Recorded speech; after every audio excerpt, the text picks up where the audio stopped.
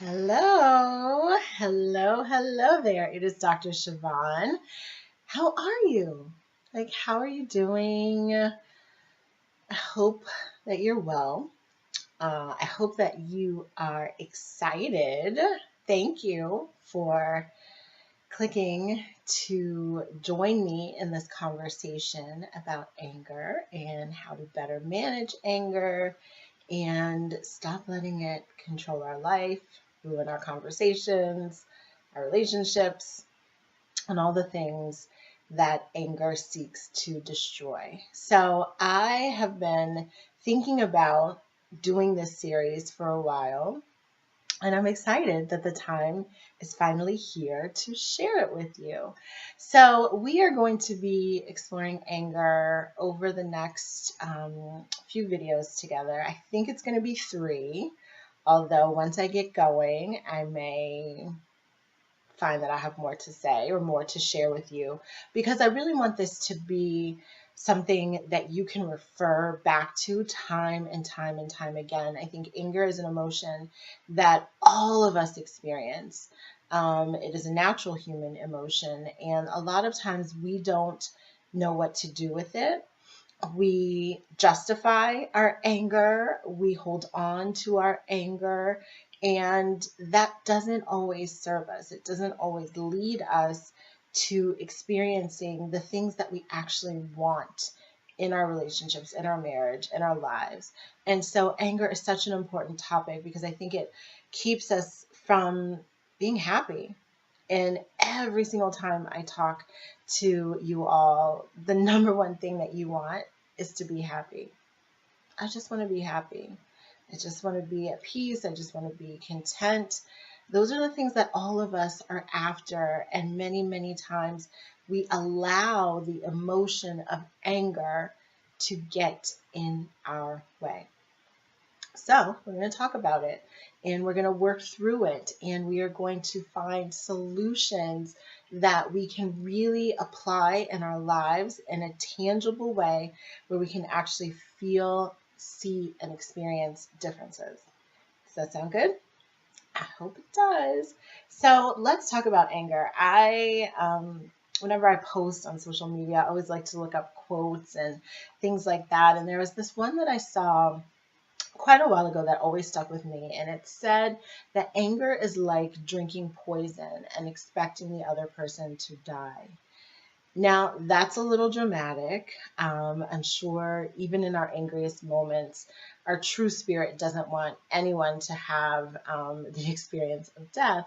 But there are times when anger is just so uncontrollable, where it almost turns into rage, where we want to spew out the hurt and the pain that we are experiencing onto the other person so that they feel it, so that they understand. And I think there's a time and a place for that emotion, but it doesn't serve us, right? Because what this quote is saying is that we're expecting our anger to harm the other person, and we're the only ones that are harmed by it. We're harmed by it physically within our bodies. We're harmed by it psychologically, emotionally, spiritually, right? And so I wanted to start and just, in addition to that quote, just think about well, what does God say about anger? What does the Bible say about this emotion of anger? And one of my favorite references in scriptures that talks about anger is found in Ephesians. It's chapter 4, 26 through 30. I'm just going to read a little snippets. And whenever I go to the Bible, I always like to find the translation that speaks to me the most in a language that I can really grasp and understand. And so I'm going to mix and match a little bit because this is what really spoke to me and helped me understand it. And so verse 26 and 7 in the New International Version said, "In your anger, do not sin. Do not let the sun go down while you are still angry, and do not give the enemy a foothold." 28, "Do not let unwholesome talk come out of your mouths, but only what is helpful for building others up according to their needs." And then skipping on to 30, and this is a Message translation. Don't grieve God. Don't break his heart. His Holy Spirit moving and breathing in you is the most intimate part of life, making you for himself. Don't take such a gift for granted.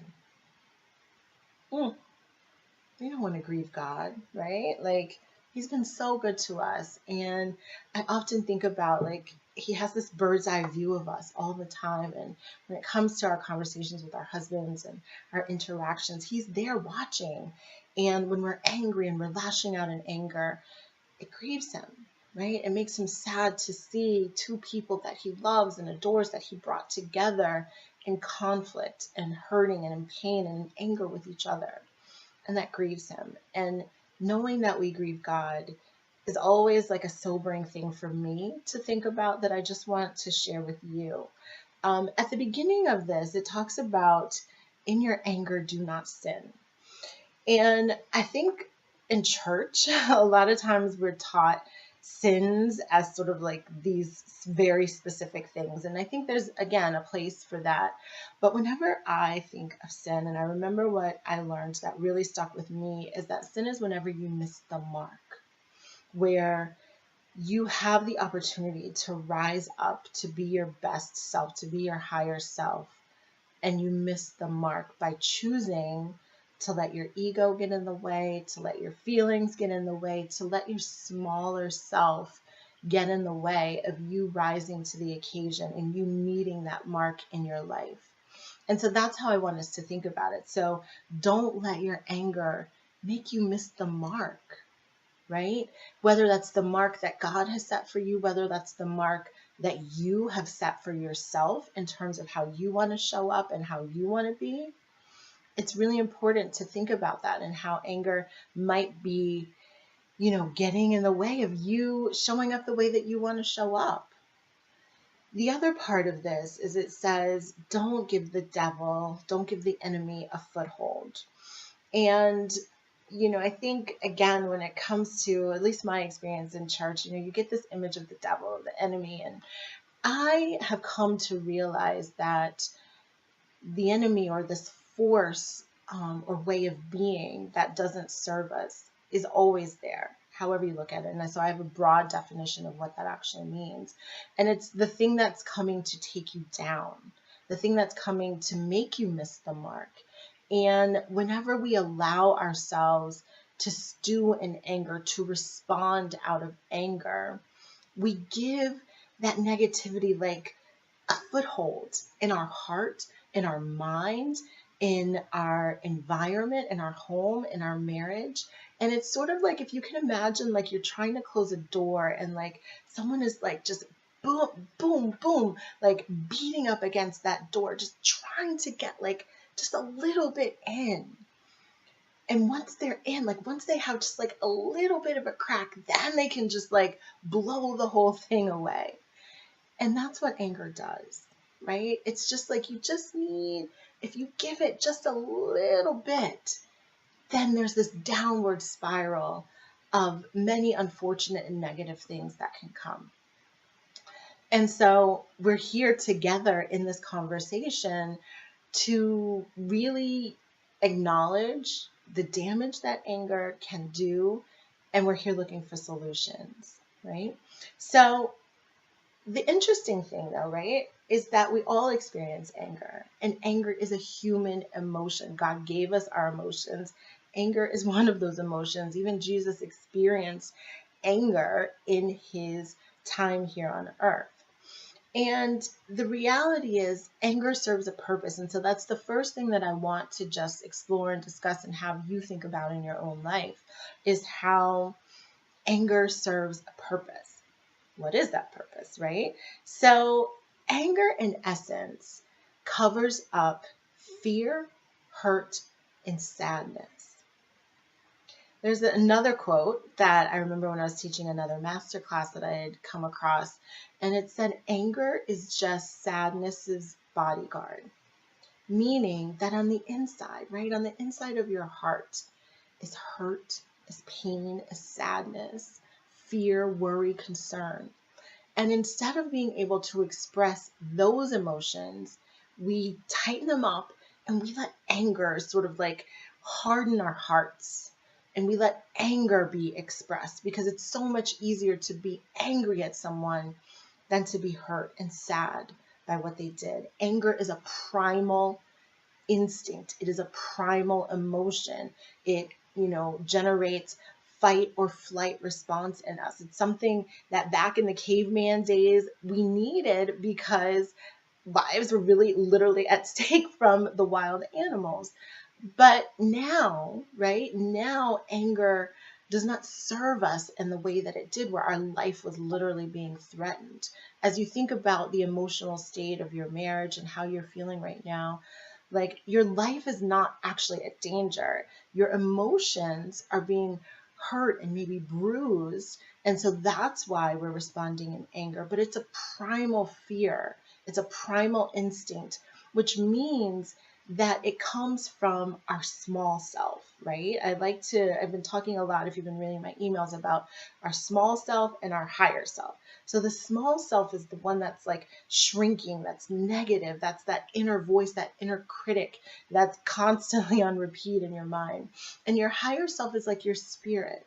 It's the Holy Spirit within you. It's the God within you. It's the divinity within you that rises above, right, what may be happening in front of you to what's for your greatest good, right? And so anger is a primal fear that served a purpose back in the day when our lives were at stake, but really doesn't need to be utilized in the same way this day and age. The other thing when we think about the purpose of anger is that it really brings up something that needs to be attended to.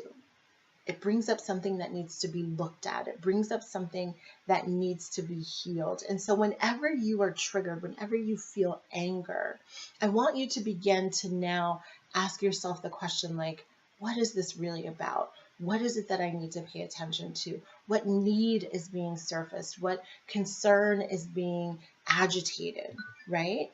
And so, with that, right, when you recognize that the anger you feel is just a call for something else, it's just notice that something within you is not feeling good, something within you is hurting, something within you is pained, then you have the opportunity to transform that anger into something that's much more productive in terms of how you express yourself, in terms of how you operate, in terms of how you think and manage yourself in those situations.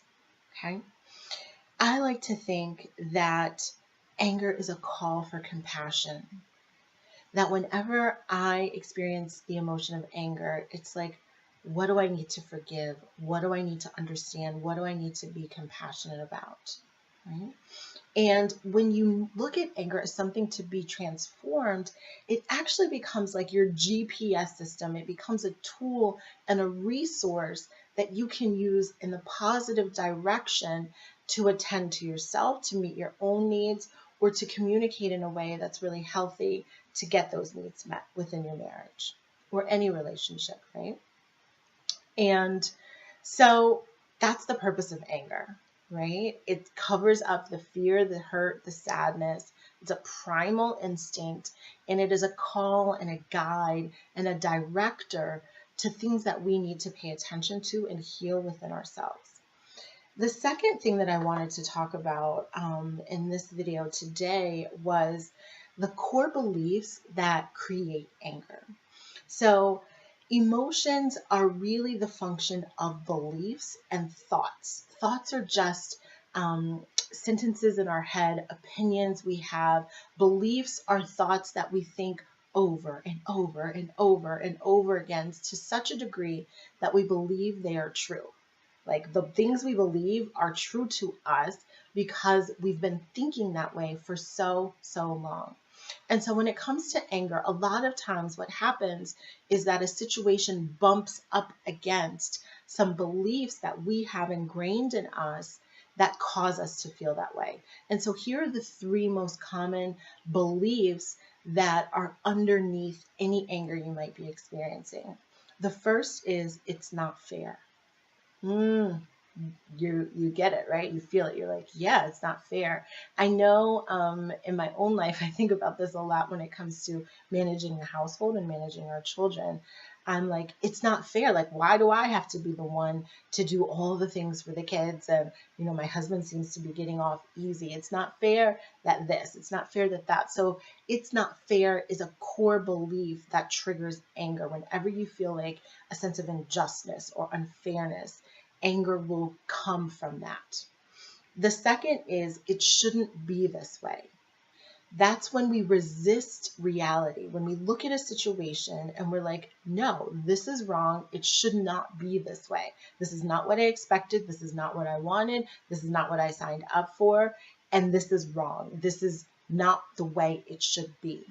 And so we fight with reality, like we're like clashing. It's like, but this is it. And you're like, no, this isn't it. This isn't what it should be, right? You're like trying to shove it away. That creates anger. The third core belief is when we feel like we've personally been wronged in some way, like someone did something to us, that generates anger as well. Okay, so it's not fair. It shouldn't be this way. I've been wronged in some way. The next thing when it comes to anger, right? So we've just covered the purpose of anger. Now we've uncovered the core beliefs that trigger anger, is really recognizing what your actual triggers are. What are the situations in your own life that trigger anger for you? What are the situations where you tell yourself it's not fair, it shouldn't be this way, I've been wronged in some way?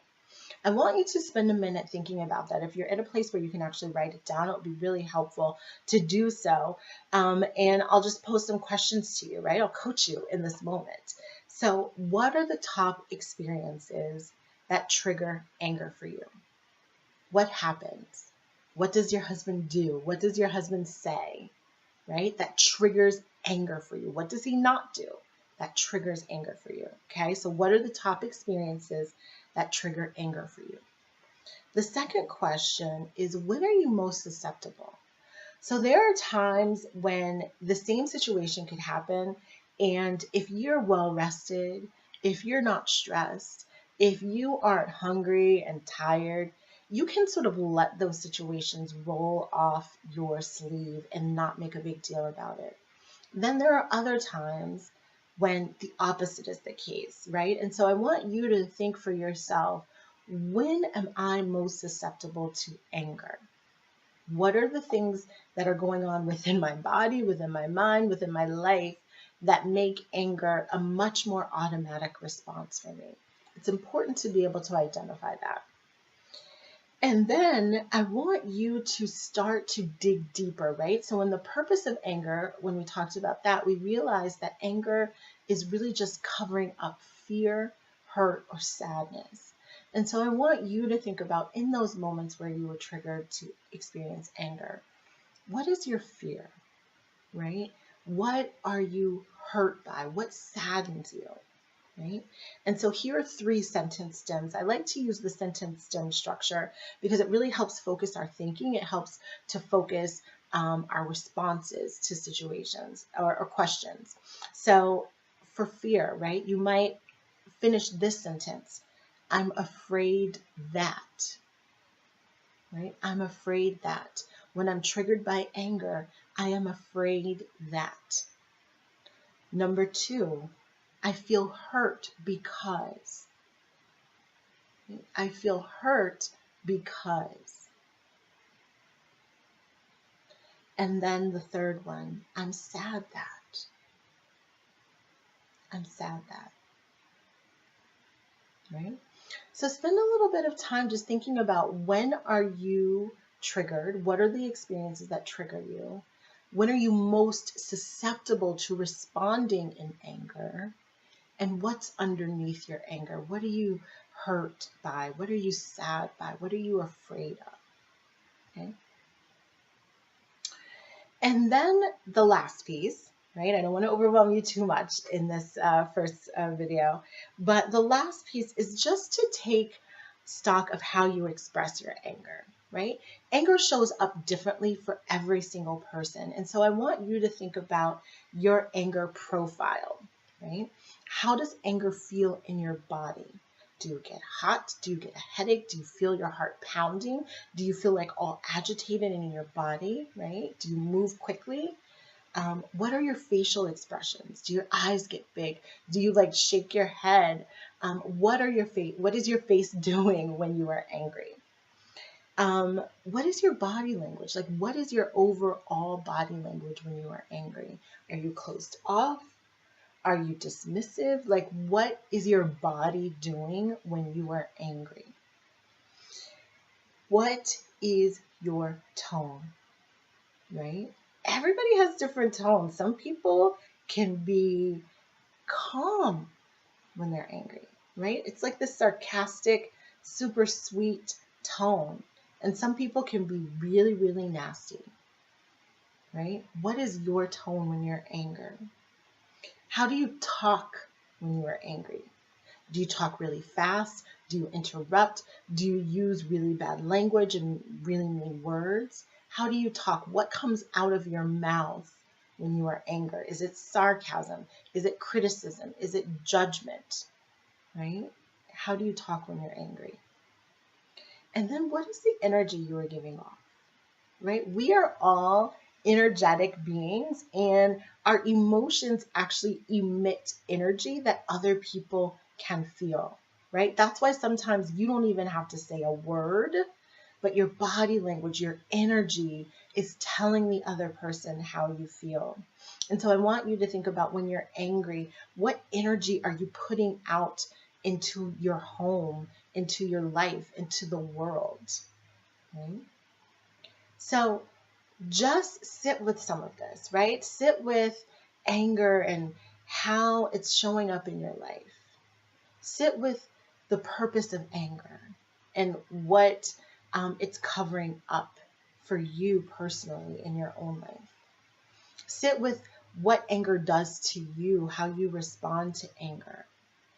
And also just think about the ways you might begin now to transform anger. Now that you have a better understanding of what it is, what God says about it, how it's grieving Him to see you in that way, as you think about your own internal motivation to manage your anger better, think about how you can start to do things differently, how you can respond differently, how you can understand your own fears, hurt, and sadness, and express that in a way that's productive as opposed to being destructive. Okay?